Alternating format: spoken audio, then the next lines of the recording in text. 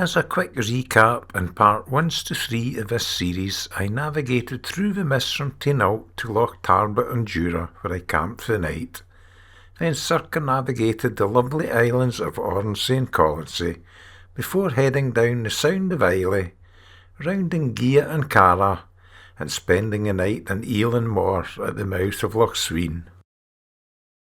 Although it was well past the gulls' nesting season, I had a sleepless night listening to them squabbling with one another, but got up to another lovely calm morning, a bit hazier than the past few mornings, but certainly not misty like the first day. It was still very warm and humid.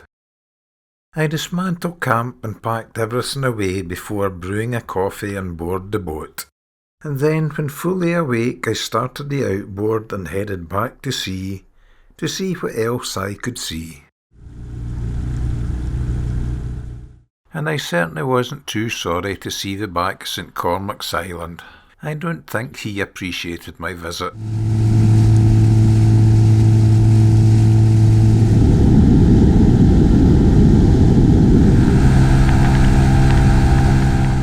My plan was to explore Loch Sween, which is a sea loch I often frequented many years ago, but had not been back for a while.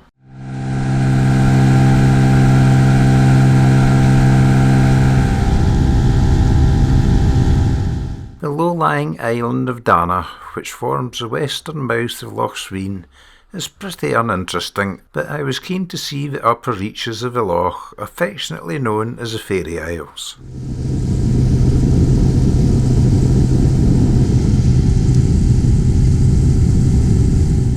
Passing Tainish Island, I decided to look in the shallow channel leading to Linnymurroch, where the Tainish Hotel and boathouse is situated.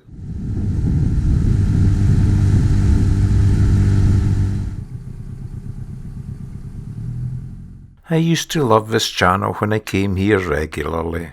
It was a vibrant seabed covered in colourful seaweeds, large sea urchins and black starfish unique to Loch Sween. They were everywhere. Sadly, I saw little of it in this visit.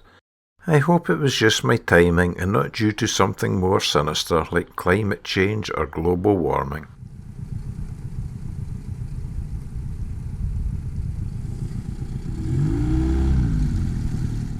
I didn't spend too long looking for memories from yesteryear, as I knew the tide was falling and I wanted some time to explore the Fairy Isles before they dried out. So I headed on my way up the loch.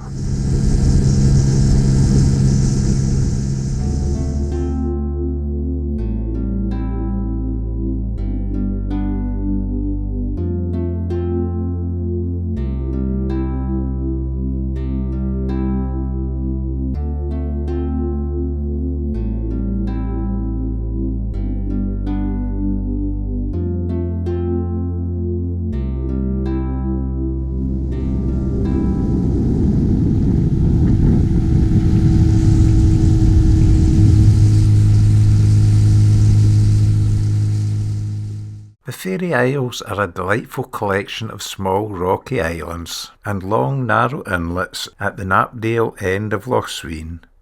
It's a very scenic area surrounded by trees and guarded by seals.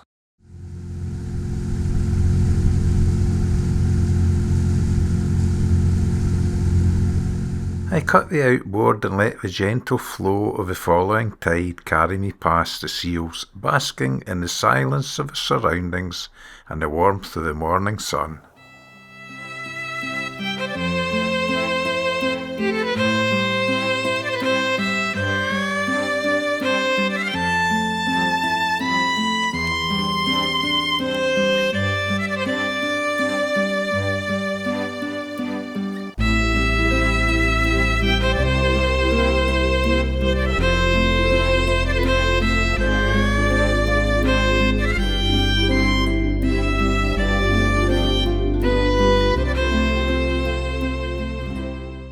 My presence didn't seem to disturb him in the slightest. I restarted the outboard and made my way deeper into the watery maze.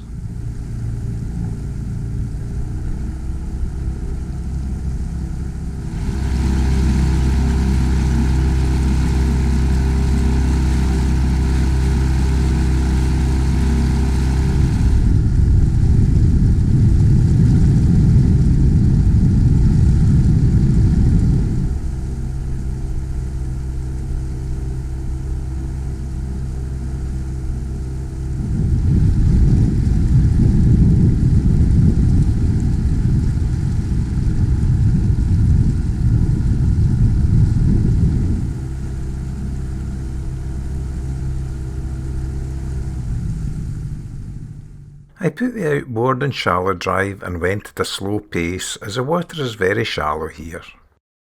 I was searching for another memory from yesteryear. The last time I was here I saw an osprey building its nest in one of the low trees. I always meant to return with the telephoto lens to take some photographs, and now that I had, the ospreys and their nest were no longer here. I guess they moved on to pastures new.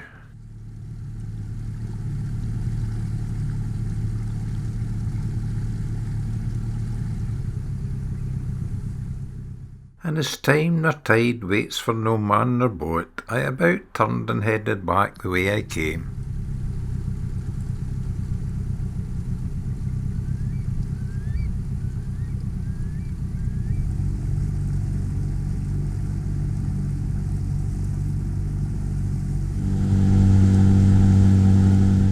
This time I took the time to have a nosy into Valach, the pretty village in an inlet off Loch Sween. It has a slipway and a shop for supplies, but as I didn't need anything, I didn't land.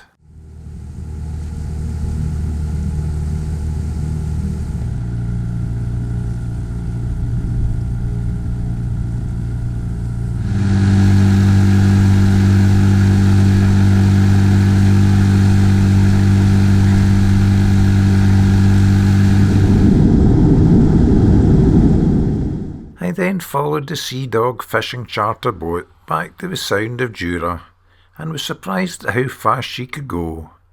I was doing 20 knots.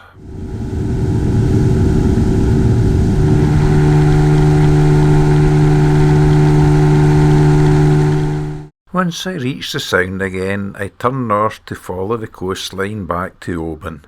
The sea was still as smooth as a mirror, and I honestly can't remember ever having 4 consecutive days of such a calm sea. The haze hid Jura slightly, but it didn't develop into a full-blown sea fog.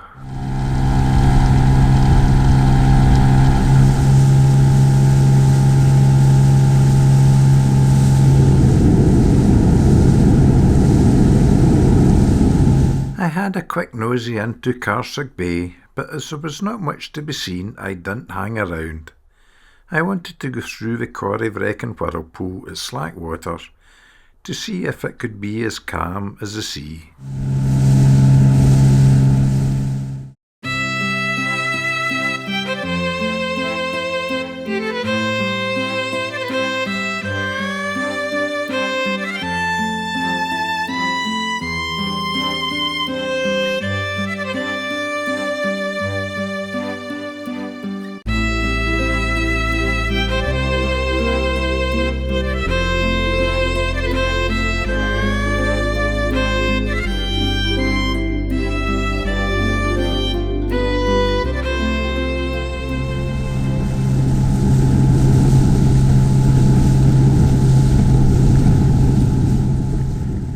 Approaching the headlands just before Crunnan, I could see the Doris Moor tide race was still running on the last of its ebb flow. To pass a little more time, I turned into Crunnan for a look to allow the tide to run off.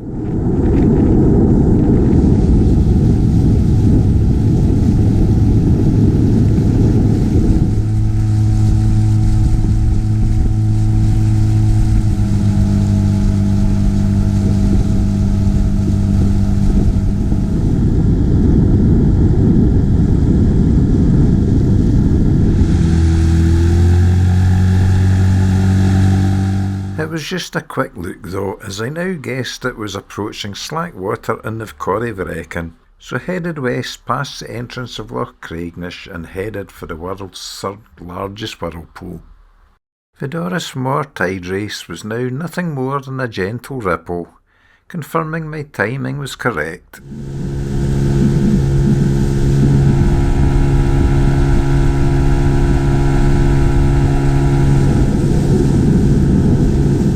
As I entered the gap between the islands of Scarba and Jura, where the Correyvrekan forms, the sea surface glistened and turned to a smooth glass.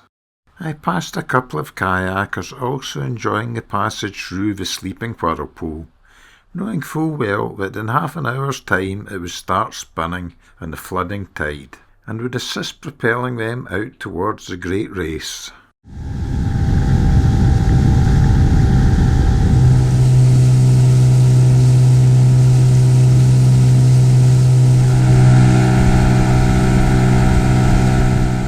I think it's the calmest passage I have ever had in the Correyvrekan, and it certainly made up for the journey I had 4 days ago when I couldn't see a thing because of thick mist.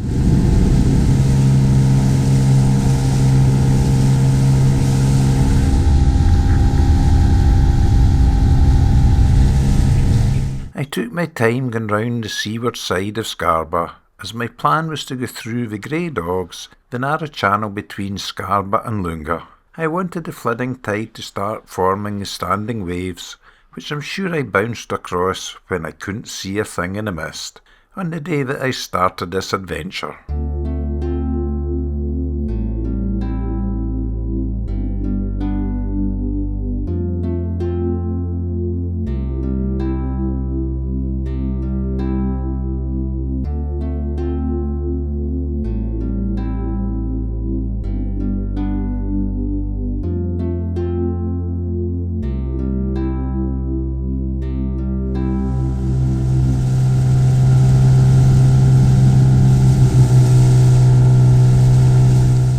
Sure enough, I could see some white water waves forming in the northern channel of the Grey Dogs in the now flooding tide.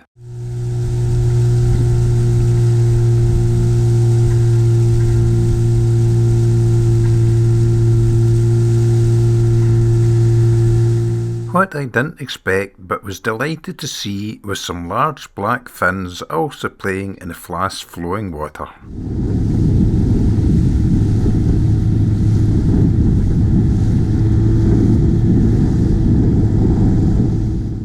I hope I didn't bounce over them as well as the waves when I was lost in the mist.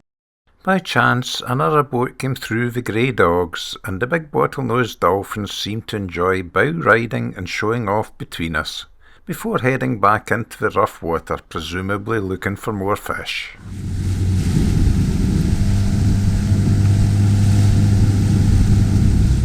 The dolphins made my day, as well as the sighting of the whale the other day.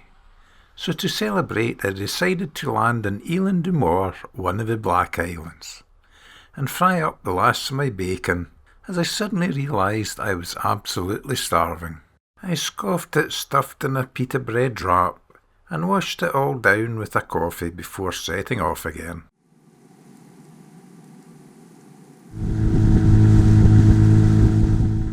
I knew I was heading for home, but as it was such a lovely afternoon, I decided to have one last detour to Dunconnell, better known as Castle Island, at the end of the Garvelochs. I'd always wanted to stand on its summit, but in the past I've always found it too rough to land. I got right in close, but despite a slow tour around its rocky base, I failed to find a suitable landing spot where, if my foot slipped while getting out of the boat, I wouldn't end up in deep water. So I now no longer want to stand on its summit.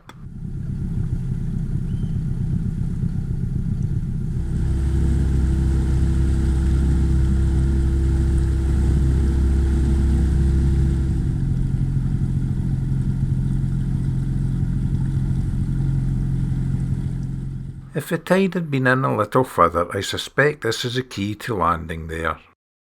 I soon forgot about Castle Island as I headed towards Easdale.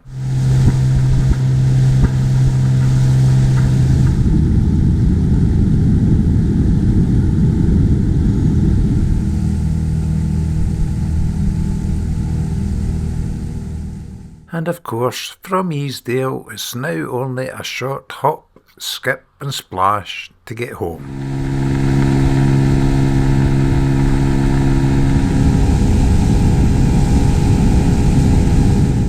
I just spent 4 days in absolutely stunning sea conditions, travelling over 250 miles of some of the most scenic coastline off the west coast of Scotland.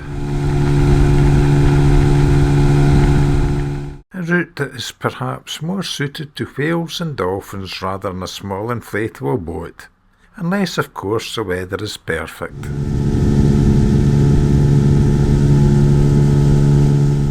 I hope you enjoyed the videos, and thanks for watching.